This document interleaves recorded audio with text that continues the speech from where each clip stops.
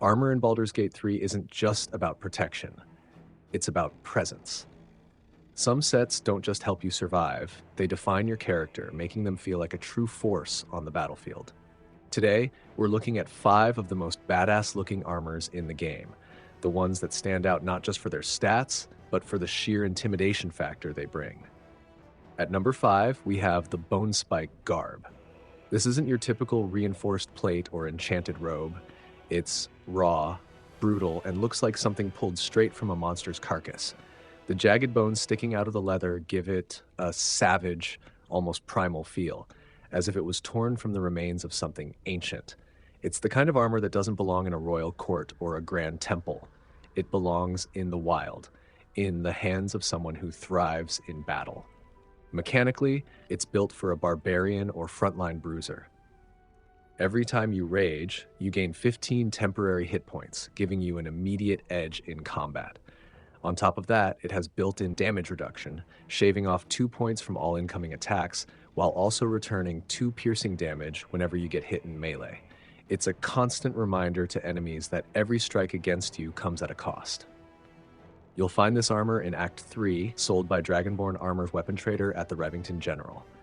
It's a great choice if you want to lean into the untamed warrior aesthetic, perfect for a barbarian, a brutal fighter, or even an Oathbreaker paladin looking for something that reflects their raw, unrelenting nature. At number 4, we have Reaper's Embrace, a heavy armor that looks as intimidating as it is effective. Made from thick, reinforced steel shaped like bones and jagged teeth, it has a brutal, almost grotesque design. The way it wraps around the chest and neck makes it look more like an exoskeleton than traditional plate armor, giving its wearer a commanding and unshakable presence on the battlefield.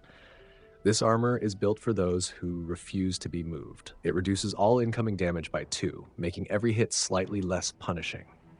Its defining trait, Reaper's rigidity, makes the wearer immune to being shoved or moved by any spell or ability, ensuring they stay exactly where they want to be. The trade-off is disadvantage on dexterity saving throws, meaning dodging incoming spells and hazards becomes much harder. It also imposes disadvantage on stealth checks, but this armor was never meant for those who prefer to stay hidden. It's designed for someone who stands their ground and faces their enemies head-on. One of its unique features is Howl of the Dead, a built-in cantrip that adds an eerie and fitting touch to its already ominous look. It complements the armor's theme, making it clear that this isn't just for defense, it's meant to instill fear. Reaper's Embrace is found in Act 2 and is dropped by Ketheric Thorm in the Mind Flayer colony. It's a fitting reward considering his resilience and relentless presence throughout the story. For paladins, fighters, or any character who thrives in heavy armor, this is a powerful choice that reinforces both strength and durability. At number 3 is the Adamantine Splint Armor, a heavy armor designed for those who want to shrug off attacks and punish anyone who dares to strike them. Made from adamantine, one of the strongest materials in the Forgotten Realms, its interlocking plates provide unmatched durability. The craftsmanship is precise, allowing the metal to move smoothly while offering complete protection against even the sharpest blades. This armor provides an armor class of 18, making it one of the most protective choices for heavily armored characters. It also comes with damage reduction, reducing all incoming damage by 2. But what really sets it apart is its ability to send attackers reeling for 3 turns when they land a melee hit. This weakens their next attacks, giving the wearer an immediate advantage. On top of that, attackers can't land critical hits, completely nullifying the risk of taking devastating blows. Like most heavy armor, it imposes disadvantage on stealth checks, meaning it's not suited for those who rely on moving unseen. But for characters who stand at the front of battle, this is one of the best defensive options available. To obtain the Adamantine Splint Armor, you'll need to craft it at the Adamantine Forge in Grimforge, using a splint mold and mithril ore. The process is part of the Adamantine Forge quest in Act 1, making this one of the best heavy armors you can acquire early in the game. This armor isn't flashy or imposing in the way that some others on this list are, but its design speaks for itself. It is built purely for defense, making its wearer a fortress on the battlefield. At number 2 is the Dark Justiciar Half-Plate, a medium armor that carries the unmistakable influence of Shar. Its design is subtle yet ominous, with dark patterns and pauldrons that seem to swallow the light around them.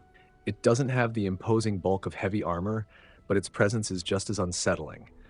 This armor isn't about brute strength or unshakable defense. It's about control, precision, and the advantage that comes from lurking in the shadows. With an armor class of 16, it offers solid protection while allowing for more flexibility than a full plate set.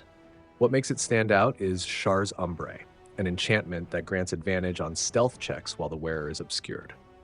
Whether it's the darkness of night or the cover of a concealed position, this armor enhances a rogue's or a stealth-focused fighter's ability to remain undetected. It also provides advantage on Constitution saving throws, reinforcing endurance in combat. Another unique trait is Shar's Aegis, which enhances defensive magic interacting with Shield of Faith. This makes it particularly effective for clerics of Shar or characters who rely on divine magic for additional protection. To obtain the Dark Justiciar half-plate, you'll need to solve the Riddle of the Night inside the Silent Library in the Gauntlet of Shar. This puzzle, found in Act 2, rewards those who prove their understanding of Shar's teachings.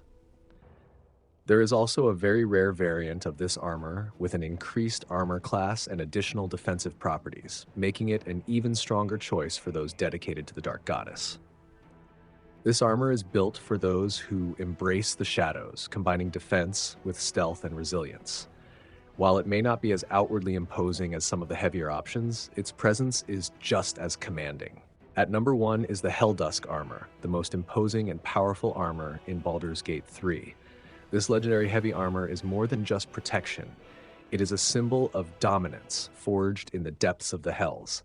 Its dark, infernal design is layered with jagged metal and glowing embers, making it look like it was pulled straight from the forge of a devil's own creation. There is no mistaking its presence. This is armor built for those who walk through fire and come out stronger. With an armor class of 21, it provides the highest base defense of any armor in the game. Unlike most heavy armor, it does not require proficiency to wear, making it accessible to any class. Its prime Aegis of Fire grants resistance to fire damage and complete immunity to burning, while also reducing all incoming damage by 3. It doesn't just protect against physical blows, it actively reduces the impact of almost any attack. Helldusk armor also comes with Infernal Retribution, which punishes enemy spellcasters. Whenever the wearer succeeds on a saving throw, the attacker is set on fire for 3 turns, turning their own magic against them. As an added bonus, the armor also allows its wearer to cast Fly, providing complete battlefield mobility despite its heavy plating. Obtaining this armor is no small task. It is found in the House of Hope during Act 3 and is dropped by Raphael, one of the most formidable enemies in the game. Defeating him is a challenge, but the reward is more than worth it. Helldusk armor is the pinnacle of heavy armor in Baldur's Gate 3.